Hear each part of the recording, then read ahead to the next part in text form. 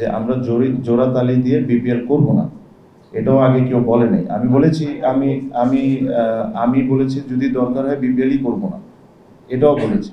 আমি বলেছি যে আমাদেরকে বড় বড় কর্পোরেটদের কাছে যেতে হবে, আমাদেরকে কনভিন্স করতে হবে।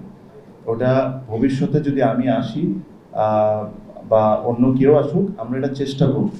আমি তো গ্যারেন্টি দিয়ে বলতে পারবো না যে আমি একটা বড় ব্যাংকের কাছে গেলাম যে আপনি আসেন ফ্র্যাঞ্চাইজটা কিনেন, উনি এটা কিনবেন। বাট ওই ফ্রেন্ডলি হওয়ার জন্য যে ওনারা এখানে এসে যে ওনাদের ইনভেস্টমেন্টটা ওয়ার্থ ওয়াইল হোক, ওটার জন্য যেসব সিদ্ধান্ত নেওয়ার দরকার আমরা সবাই মিলে একসাথে মিলে করতে হবে। আমি আবারও বললাম ভাইয়া, I think BPL is a fantastic product, এখান থেকে আমরা অনেক কিছু অর্জন করতে পারি, বাট প্রবাবলি আমরা এটা করতে পারছি না। যদি আমি এটা মনে করি যে আমাদের চিন্তাধারা বা আমাদের ideas are not enough to make this successful, there are always ways to get help internationally. There are agencies, there are যারা এই জিনিসগুলো look after করে।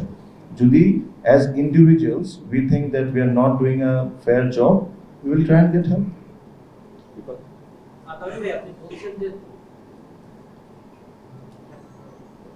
আপনি বলছেন যে জোড়াতালি দিয়ে টুর্নামেন্টটা করবেন, তো সেক্ষেত্রে কি বিকল্প কোনো টুর্নামেন্ট বা 14 বছর পরে এসেও এই ব্যাপারটা বলা যে জোড়াতালি দিয়ে টুর্নামেন্টটা হবে, এটা কতখানি আক্ষেপ?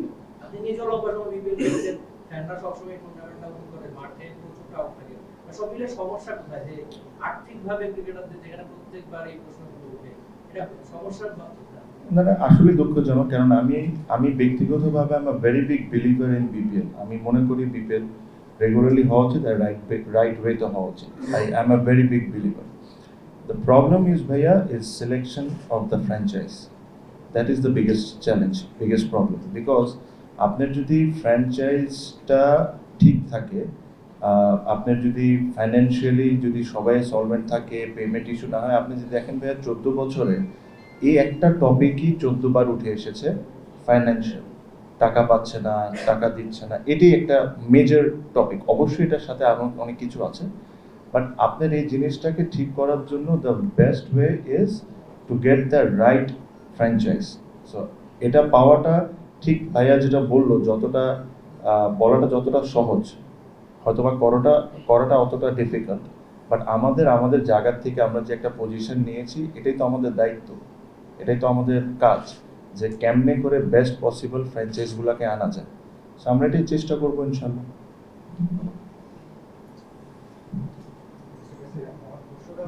আপনি কয়েকবারই বললেন যে এটা একটা মিস্টেক করে মেনে নেওয়া যায় বা একরকম আপনি ক্রাইম শব্দটা ইউজ করেছেন কয়েকবার।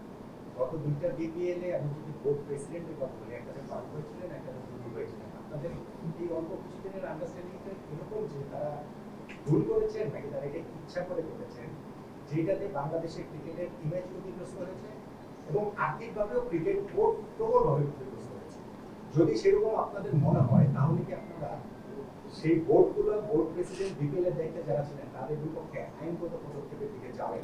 দেখেন, এটা আইনগতভাবে যাব কি যাব না এটা পরের বিষয়। সেকেন্ডলি, বিপিএল এর জন্য একটা আলাদা কমিটি করা আছে।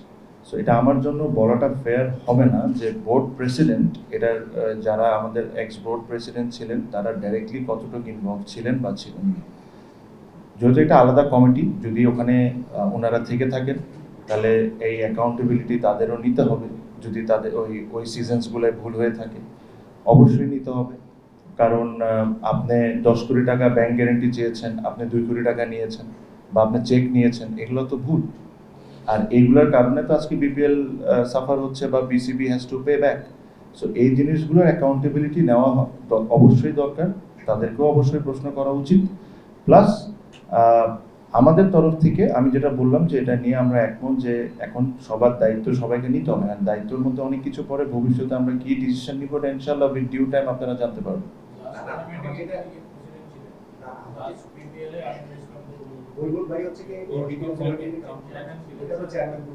হ্যাঁ, তাহলে অবশ্যই হি has to B accountable, because উনি কোন রিজনসে 10 কোটি টাকার জায়গায় 3 কোটি টাকা নিয়েছেন, বা একটা লোককে নিষেধ করেছে যে একে টিম না দিতে, তাকে কি কারণে টিম দিয়েছেন, হি has to B accountable, he has two answer all of this things.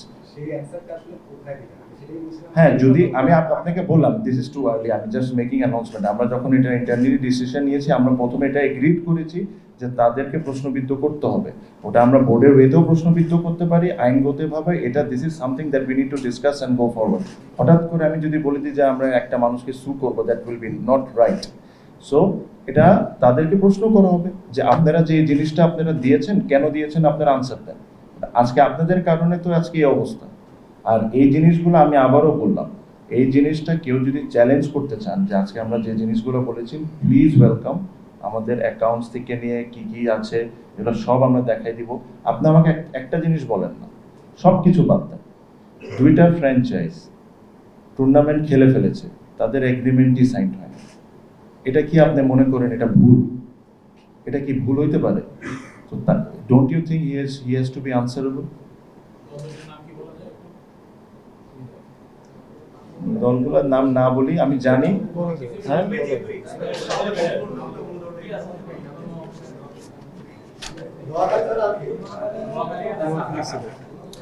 Noakhali R Sylhet.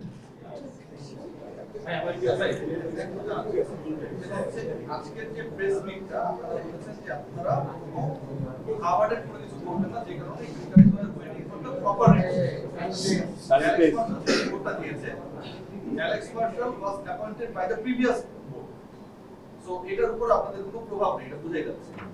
So according to the report of Alex Marshall, যদি যেহেতু তিনি এটা বের করে ফেলেছেন যে কোথায় কি ঝামেলা হয়েছে, কোন দুটো ফ্র্যাঞ্চাইজির মধ্যে কৃষি লোকজন ছিল তাদেরকে ঢুকানো হয়েছে, অ্যালেক্স মার্শালের জন্য তো এটাও ডিফিকাল্ট হবে না হয়তো, অথবা রিপোর্টের মধ্যেও থাকতে পারে যে বিসিবির কারা কারা আসলে এটার সাথে ইনভলভ ছিল। সো আপনারা যখন এই জিনিসটার কথা বলছেন, অ্যালেক্স মার্শালের রিপোর্টের কথা বলছেন, পূর্ণাঙ্গ রিপোর্ট পাওয়ার পরেই প্রেস মিট করছেন, সেটা বলছেন। এখন যদি ওই আপনাদের কথা মতো এই ক্রাইমটা যিনি করেছেন বা যারা করেছেন, আপনারা কিন্তু ক্রাইম শব্দটা ব্যবহার করেছেন, অপরাধ। অ্যালেক্স মার্শালের রিপোর্ট অনুযায়ী সেই অপরাধীদের ব্যাপারে বাংলাদেশ ক্রিকেট বোর্ড লিগ্যাল অ্যাকশনে যাবে কিনা? না গেলে তো আপনারাই ছাড় দিচ্ছেন। Before fine by answer your question, আমি এই জিনিসটা আবারও বলে দিই, আমি এখানে কিন্তু বসে কোনো ব্যক্তিগত অ্যাটাক করতে চাই না। আমি ফিগার অ্যান্ড ফ্যাক্টস সব কিছু নিয়ে কথাটা বলছি। আমি বলেছি, আবারও বলি, কেউ যদি ভুল করে থাকে, জেনে শুনে নিজের নিয়ম নিজে ভেঙে থাকে, তার অ্যাকাউন্টেবল হইতে হবে। এখন ওটা সে যেই হোক, ভবিষ্যতে যদি আমি করে থাকি বা আমি ভবিষ্যতে যদি না আসি, এখন যদি এমন কোনো ডিসিশন নিয়ে যাই যারা রুলস এন্ড রেগুলেশন ফলো করে করা হয় নাই, আর যেখানে মনে হচ্ছে যে পার্সোনাল ইন্টারেস্ট থাকতে পারে, তাহলে I should be also accountable. সেই জিনিসটা একটু ক্লিয়ার থাকেন। ফাইন ভাই, আপনি আনসারটা দিয়ে দেন। আনসারটা আচ্ছা, আপনি বলেন। আচ্ছা, সেটা হচ্ছে আপনি বললেন যে কেউ যদি জেনে শুনে এটা করে থাকে, রুলস রেগুলেশনস ভেঙে থাকে, মানে যেই লোকটাকে ইনফর্ম করা হচ্ছে যে এখানে দুটো ক্যারেক্টার রয়েছে, তাদেরকে বিপিএল অ্যালাউ করা ঠিক হবে না, এখানে তো ওই লোককে ইনভলভ করে ফেলা, বিপিএল এ দল দেয়া, এটা তো যদির কোনো সুযোগ নাই, ঘটনা তো ঘটে গেছে। আমি এই পজিশনে বসে অনেক কিছু সোজাসুজি বলতে পারি না, আপনারা বলতে পারেন। তো আমি এই বিষয়ে আর কি বলবো আপনাকে? না, আপনারা যেটা আসলে জানতে চাচ্ছেন, আমরা কোনো লিগ্যাল অ্যাকশনে যাব কিনা, এটা মানে যেহেতু যে ফাইন্ডিংসগুলো খুবই রিসেন্ট, আমরা বোর্ডে এটা ডিসকাশন করে পরবর্তী পদক্ষেপটা আমরা সিদ্ধান্ত জানাবো আপনাদের। আর আপনার প্রথম প্রশ্নের একটা পার্ট আমি উত্তর দিতে চাই, সেটা হচ্ছে বোর্ডের মধ্যে এমন কোনো ব্যক্তি ছিল কিনা যার কারণে কোনো স্পেসিফিক টিম দেওয়া হয়েছে।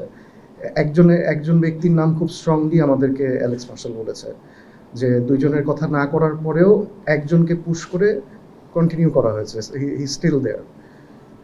ঠিক আছে। আর নোমান ভাইয়ের একটা করি আমি, মানে আপনারা যেটা জানতে চাচ্ছিলাম প্রিভিয়াস দুইজন গভর্নিং কাউন্সিল চেয়ারম্যানের ব্যাপারে, দুইজনই তো প্রেসিডেন্ট ছিলেন। আর ইন্টিগ্রিটি হেড আপনার always reports to the president. So তারা ডেফিনেটলি প্রেসিডেন্টকে চিঠি নোটিফাই করেছিলেন, and I have seen the letter. আপনারা ডাকলেই যে ওনারা এসে নিজেদেরকে ক্লিয়ার করার বিষয়টা সেটা নাও হতে পারে, সেক্ষেত্রে কি আপনাদের এই যে বললো তো যে বোর্ডে আমরা ডিসিশন নিব, মাত্র আনসার দিল। Does your question concern the BPL? This is not from Pakistan media. Dozens of Pakistani players every year came here, play BPL and even other international players also. So can you explain to our BN about the in English for the BPL and overseas audience, or what is the finding rather than the media? No, no, we were talking about, see, I think I believe in this product. I think BPL is a fantastic tournament, but there are things needs to be corrected. I think selection of the franchise is extremely important. All the controversies and everything, it's happening because probably we have not maintained the process of selecting the franchise properly.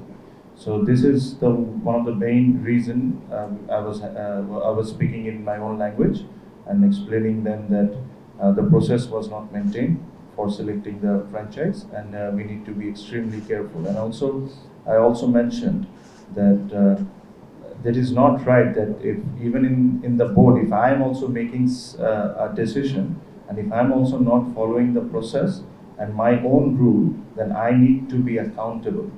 It's not like that I will make mistakes and I will do everything possible, and then BCB pays for everything. We need to come out of that culture, and I think individuals who are making those calls and decisions has to be accountable. And with them, what will we do? Whether we ask questions or we go any other way, that will be discussed in our board meeting, and we'll go that way. So this is a high time that people start taking accountability of the decision making what they're doing. If they're doing something good, they're not shy to talk to media that I have done this and that. If you're doing something wrong, they also need to be accountable.